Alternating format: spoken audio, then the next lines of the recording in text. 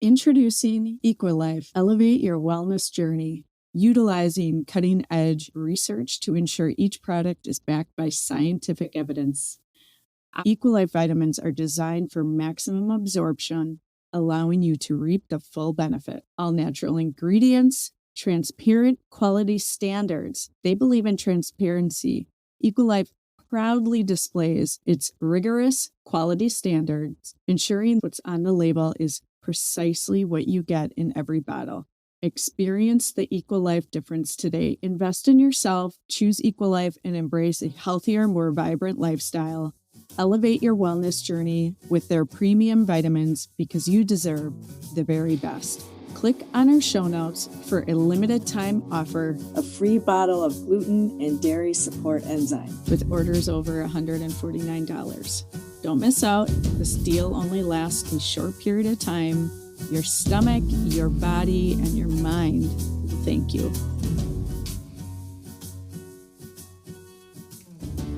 Welcome to the Wisconsin Wellness Podcast. I'm Lori Groh, your host, mental health therapist, and practice owner. Each month, we'll showcase a central theme and provide weekly practical hacks, inspiring interviews, and valuable advice from wellness professionals. Our aim is to help you streamline your wellness and mental health journey. So let's start the show. I'm really grateful today that I was able to speak with Casey White. She believes not only does it take a village, but it's our job to build it. She is a part of Mom's Mental Health Initiative, and that's why mission, vision, and advocacy drive her each and every day. Not to mention, prior to joining the staff, Casey utilized Mom's Mental Health Initiative resources as she navigated her own perinatal mental health journey in 2019. Casey is a retired journalist who continues to bring advocacy and storytelling to everything she does. She's a proud Northwestern University Wildcat. Casey and her husband Drew moved to Milwaukee in 2015 and now spend their time chasing their two rowdy boys. I'm so excited for this interview. I hope you enjoy it. Hi, Casey. Thanks for talking with me today. Thank you for having me. So, Casey, can you tell me a bit about the Mom's Mental Health Initiative? Yeah, absolutely. So Mom's Mental Health Initiative was started in 2016 by two moms who had gone through their own perinatal mental health journeys and realized it was too hard to get the right help. Sarah, who is now our executive director, and Becky, her friend, they looked at each other and said, hey, we have the skills to do this. And they did. Sarah literally used to wear Becky's baby while they were creating this organization. I love that. I love that. It really is the village. And they built this organization where we help moms navigate perinatal mood and anxiety disorders like postpartum depression, postpartum anxiety. There's a whole range of these conditions. And we do that through peer support, which is really the bedrock of the organization. It is a mom looking at you and saying, hey, I have been there and it does get better. And then we do resource brokering, which is the most popular part of what we do. And so that is, we act as a bridge to evidence-based treatment. So we will connect mom to a therapist, to a psychiatrist. Sometimes it's a primary care provider. We have a list of preferred providers that we have talked to, that we know and trust. We will do warm handoffs or just connect moms with someone who takes their insurance. I did look and see your directory is looking really great. When I look at directories for the mental health space, you either just submit your name or you pay for it to be submitted. And so it clearly is quite different for you. So share a little bit about how somebody goes about getting added and how that all works. Yeah, so there is no money exchanged in providers coming onto our list. The most important thing is that we're able to connect with them beforehand to have a conversation. What's your understanding of perinatal mental health condition? How do you treat a mom who's going through one of these conditions? What questions are you asking a mom? Importantly, we always talk about intrusive thoughts because those scary thoughts can sometimes involve harming maybe your child, maybe yourself.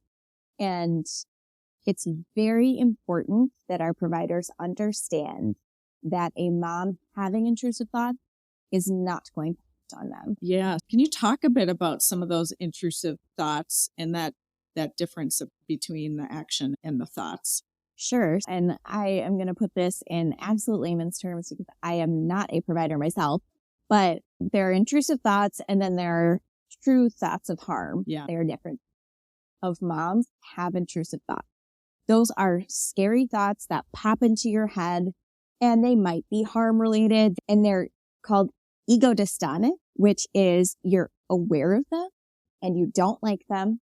They might freak you out. They might gross you out. They might terrify you. And that's really the difference between an intrusive thought and a thought of harm. Is a thought of harm is something that the person having it believes and intends to. That's the big difference. And then you'll see those with postpartum psychosis, which occurs in about 1 in 500 perinatal mental health cases. It is a medical emergency. Call 911, call a crisis line. But again, perinatal mental health conditions happen in 1 in 5 moms and 1 in 500 experience that psychosis. So most of the time, these intrusive thoughts, I don't like that thought. I don't want to be having that thought. Why is this happening?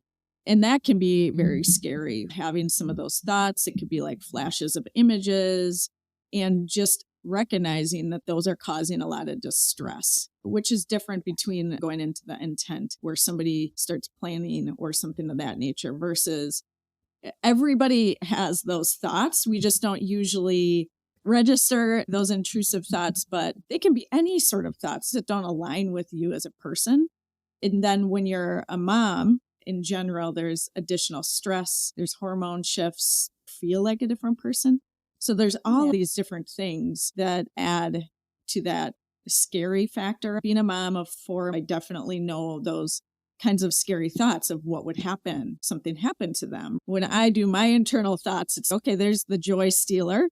Because it's usually when I'm feeling the happiest of, oh, they're so sweet right now, sleeping. Then a thought like that can pop up. Your wheels turning, and that's extremely common with obsessive compulsive disorder, anxiety. You'll see a lot of that, but really, like you said, they're happening all the time for every person.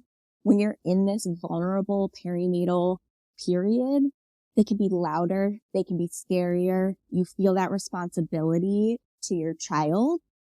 And the weight of having such a thought that might involve harm or something happening to them is just even heavier. I'm curious too about the peer support. That's another big component. Can you talk about that a bit?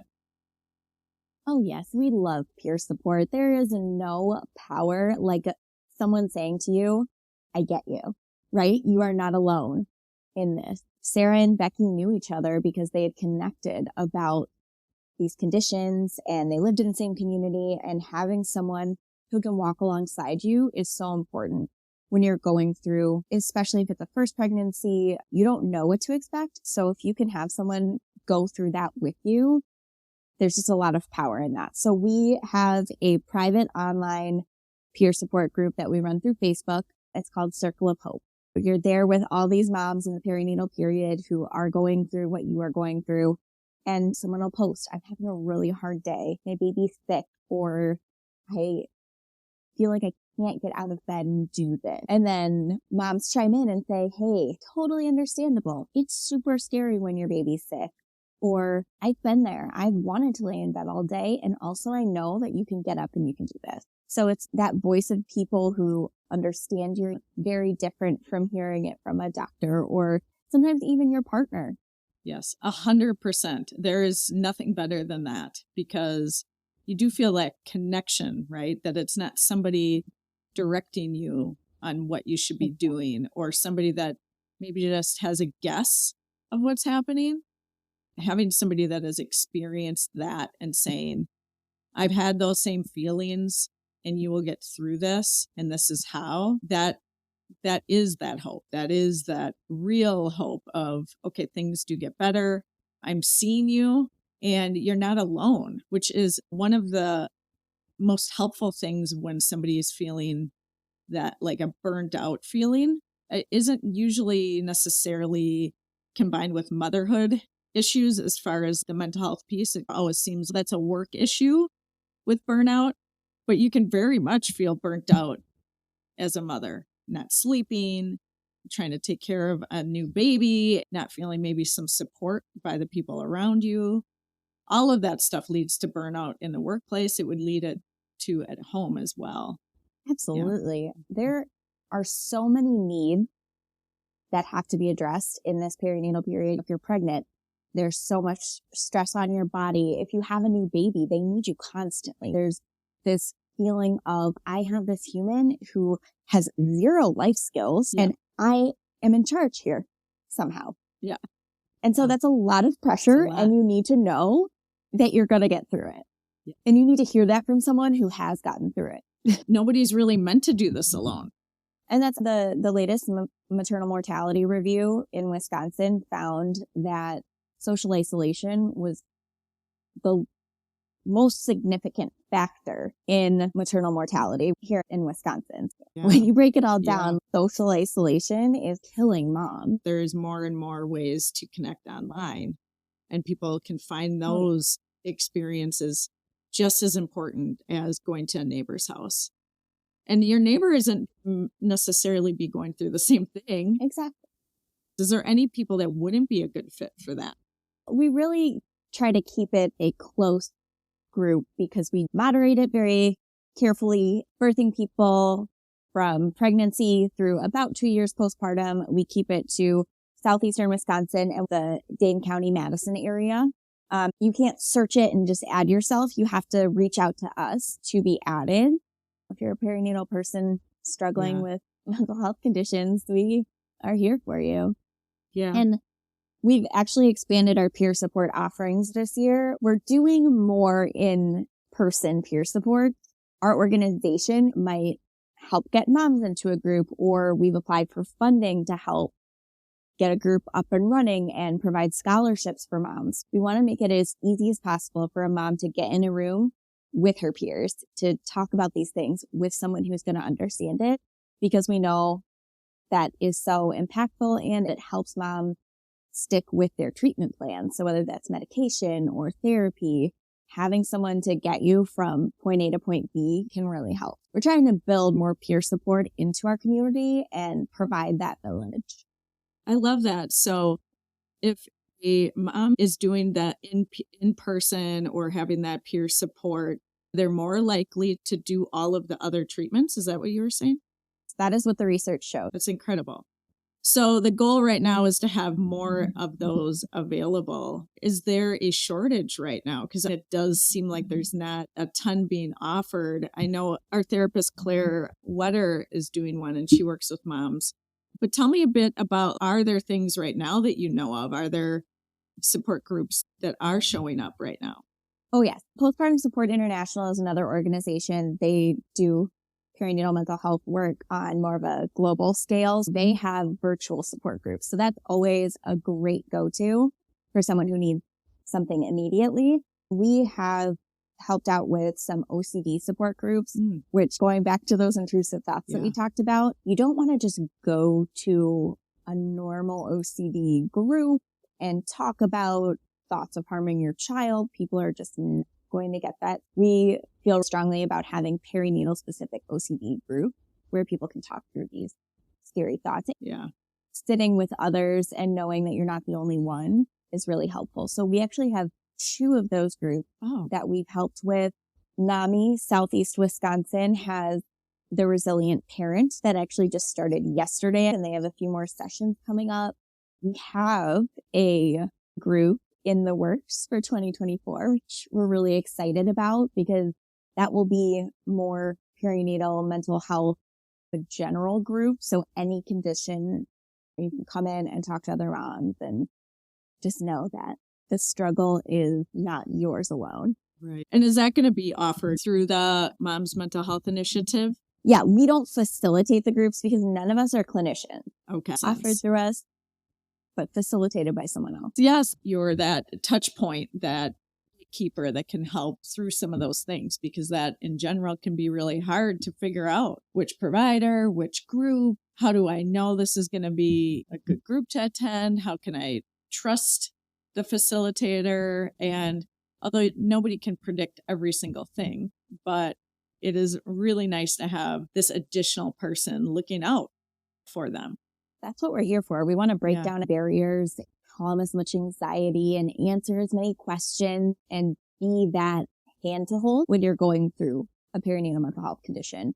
Yes, very important, especially when you're having thoughts like that, intrusive thoughts, because it takes somebody that understands what's actually happening so that the right plan can be in place. It's frequent where somebody that might have intrusive thoughts, at least in my experience, where they're then scared that all of a sudden somebody's going to take them away. So having people that have experience, therapists that have experience, can really be extremely comforting when you're making that next step. Yeah. And in motherhood, the fear then multiplies in that moms have said, if I go see this provider, if I tell them the thoughts I'm having, are they going to take my child away? Yeah. That is without a doubt the nightmare. I know for Sarah, that's been a huge piece, is knowing that providers understand that's not the right step. Moms need help. They need the right help, and they need it right now. So we also have a conversation with our providers. Can you get in our moms as quickly as possible? They need to know that someone is there to and the right support. That is one of the neatest things, to see that transition, to see somebody that was scared, anxious, depressed, feeling all of these negative feelings, maybe not feeling much hope, and to be able to help support and help somebody through all of that. We all need each other. It is the village. And I think, especially when you're struggling, it's easy to look around and be like, wait, I thought there were going to be people. I thought there was going to be help. But I think the village is there if you ask for it. And it is harder to ask people who maybe aren't your close friends or close family. There's no shame in asking for help. There's no shame in calling your doctor and saying, this is really not what I thought it was going to be. This is not baby blues. I am unable to function. I need help. It's important to reach out to your village, whatever that looks like, even if it's not what you expected it to be, because we really need each other. Yeah. Can you talk a bit about some of the stigma that a mom might be experiencing, some of the things that might prevent a mom from getting some help? Yeah. I get a little soapboxy here, so bear with me. Yeah. Our society tells us this is supposed to be the most joyful time of our lives. What could be better than a new baby? Yeah. Aren't you so happy? Aren't you just loving it? That's where experienced moms come in. That's where talking to people you trust comes in. This is what I wanted. And it's the hardest thing I've ever done. I do not feel like myself. I am struggling through scary thoughts or struggling to get out of bed. I am struggling with feeling like I'm not enough. Those are all extremely common thoughts and feelings. And it is okay if you are feeling that. Despite what we are told, this can be a good time in your life, a time that maybe you will look back on happily. You may also never wish those days back, and that is okay too. So which true. is really hard. Yeah, it is really hard. We all feel that pressure. Yes, because you're right. That is what we hear over and over again, to the point where we don't know what's ours, what society's thoughts are, right? So there is that piece of it, but being realistic with ourselves too. We might be feeling this way one day, or we're many days, or like you said, not wishing that time back, which is another thing I hear quite often. Would go back, or they grow up so quick and take every moment. And we might tend to feel shame if we aren't. Don't think that you'll run into too many moms who are wishing back teen middle of the night feedings and endless poopy diapers. It's okay to feel whatever you are feeling. I mean, in general, with mental health in our society, there's so much stigma because we've assigned these labels, good feelings and bad feelings. There are just feelings, and they all coexist. And you may love one moment with your baby, even if you're going through a mental health condition. You may love one moment and still get that postpartum rage feeling an hour later. It doesn't mean that something's wrong with you.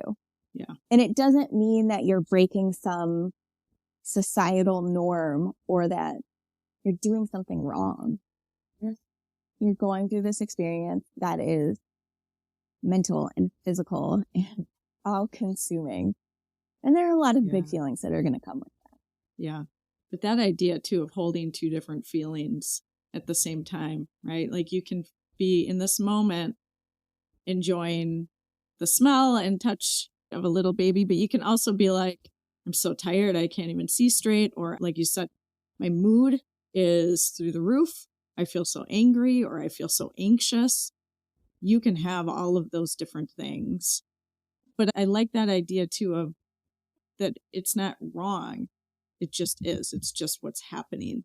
We don't have a lot of control over some of those other factors, right? Like with hormones, with what happened to our body during that time, with the reality of sleep deprivation. One of the things I talk about with sleep deprivation is we can look at that sometimes with a client coming in and it can mimic severe depression. So we forget about the reality of what that actually is doing to us, how that's affecting our brains and our body and our stress hormones. Thinking about it as I'm a good mom or not doesn't even fit the actual experience of what's happening. No, and I think our world is so black and white. And I say this as someone who struggles with that all the time. My youngest is 2, so I'm out of the perinatal period. But I think whether your child is 1 day old or 1 million days old, you struggle with that dichotomy. That's another area where there's a lot of stigma is don't struggle out loud. Well, if we struggle out loud, other people know that they can get through it too. When my kids were little, I was going through postpartum anxiety and OCD. I did not have this clarity, not as much as I'd like, but on the other side. And so if there's a mom listening who is in that stage, you don't have to have this clarity. You don't to have learned all of this yet. It comes in time and go to therapy and work. It's okay to struggle out loud. It's okay to be in that stage. Healing is not linear. You may be feeling great one day and a hot mess the next day. And you are the best mom to your baby on both days. Evidence-based treatment is really the most important thing to helping moms feel better. For some moms, it's helpful to go to therapy once a week and talk things through to navigate those hard days. For other moms, medication is what's going to pull them out of the fog enough that they can start to get those tools, because sometimes you're in it so deep that you can't see it can get better. And you can't do that work in therapy necessarily unless you have that clarity. And sometimes medication is what helps. And there are a lot of other supports that can work. So for us, we like to focus on that clinical evidence-based help first. And then you can add in things like, is it more self-care that you need? Do you need time to yourself for 1 hour a week where you can or run an errand or sit in a field alone? It's about getting to a place where your mind and your body are such that you can start to think about those very human things that when you're struggling in this pregnancy and postpartum period, they go by the wayside so quickly. Your needs just fall away. Clinical providers are the first step. Yeah. Yeah. And a lot of, we'll have moms who are like, my doctor's not listening to me. I need a new doctor because I have a history of mental health conditions. And I know that medication will help me, but my OB took me off my meds. Call the Periscope project. If that conversation ever comes up, we can circle back and talk about them in a second because I want to talk about them. But we'll have moms say, hey, my OB took me off of my meds and I know that this will help me. I know I need to get back on them, but they won't write the prescription. Let's get you in with a psychiatrist. Let's get you to someone who will believe you, will listen to your needs, and will get you what you're asking for. Because at the end of the day, if you're saying you need something, you should be getting that. Yeah. And unfortunately, there are some providers out there that just don't have a great understanding of perinatal mental health conditions. It's not really taught in school, sadly. So no, it's not. And having somebody that, again, goes back to that experience and understanding I hate to ever say like somebody's doing a bad job, maybe just not necessarily experienced. Finding a provider that actually listens to you, a doctor that's listening is everything, because then you can trust them. They'll get you the support. They'll help you with what you need. And that is so common, unfortunately, where I'll be working with moms and they'll say things like that. Don't think I can work with my doctor anymore. And it is a hard thing to do. I've been with this doctor for so long and now they're not seeing me in the way that I need. A betrayal. Yeah. And it can feel like a betrayal. When you're telling someone how you feel and they won't believe you, that's so hurtful. So if that's a challenge that someone's navigating right now, just know that you deserve to be heard. Yeah. And there is a tendency to think maybe the provider knows better. And if you find yourself asking that question, I think reaching out to somebody at the Mom's Mental Health Initiative would be great. They're going to be another ear. Here's a list of providers. Get a second opinion. Get into somebody and just see, because that self-doubt can come up as part of it. And it grows that stigma. Feeds into that stigma. I'm supposed to be happy, but I'm really not. I guess I'll ask my doctor because I trust them. And then they give you the feedback that you need to drink more water. Yeah. That doesn't make any sense. And you need to find someone who's just going to give you the feedback that is, hey, I hear you. Right. What do we need to do next to get you help? It's the only acceptable answer. Yes. And if you're not getting that answer, please ask us for help. It could just be a Facebook message. Yeah. Hey, I need your help. Okay, great. We'll hold your hand from there. What an awesome resource. That can be challenging when somebody is in that vulnerable spot and needing assistance and doesn't know where to go. Reach out to you. And it's such an overwhelming time of life. You're barely eating, sleeping, showering. Right. And you're supposed to go through a whole list of mental health providers and find someone who's going to listen to you. You can trust. Mm-hmm. So tell me, before we end, I want to hear about the Periscope project. Yeah, tell me about that project. Yes. So the Periscope project is based out of the Medical College of Wisconsin, and Dr. Christina Wickman started that. She is a perinatal psychiatrist. So they're a tool for providers. They educate and support providers when dealing with perinatal mental health conditions, specifically like psychiatric medications. If there's someone who feels they don't know enough about perinatal mental health and they have a patient who's clearly struggling, they can reach out to the Periscope project.